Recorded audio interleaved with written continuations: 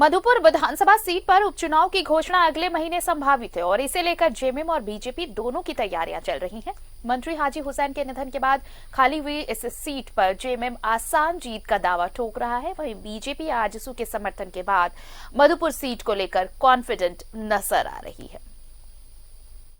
चुनावी मोड में है, वहां चुनाव होना है कुछ दिनों के अंतर में ही, और वो हमारी परंपरागत सीट रही है। वहाँ किसी तरह का कोई परेशानी हम लोगों को नहीं होगा, वो सीट निश्चित तौर पर जीतेंगे।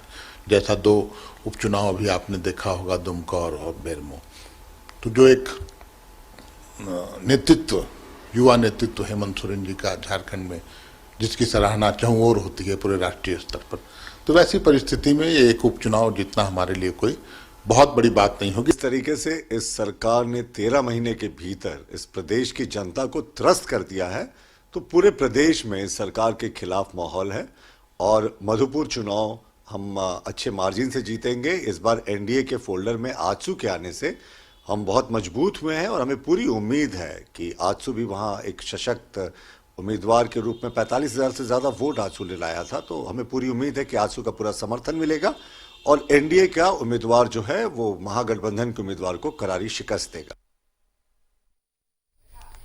और बताएं आपको कि आरजेडी ने मधुपुर सीट पर होने वाले चुनाव पर दावा ठोका है, जिसके लिए आरजेडी ने उम्मीदवार भी तय कर लिया है और इसे लेकर युवा आरजेडी अध्यक्ष रंजन यादव ने कहा, मधुपुर में आरजेडी का जनाधार है और जहां जिसका जनाधार है वो पार्टी वहां से चुनाव लड़ेगी। फिलहाल आरजेडी ने उम्मीदवार की जानकारी नहीं दी है।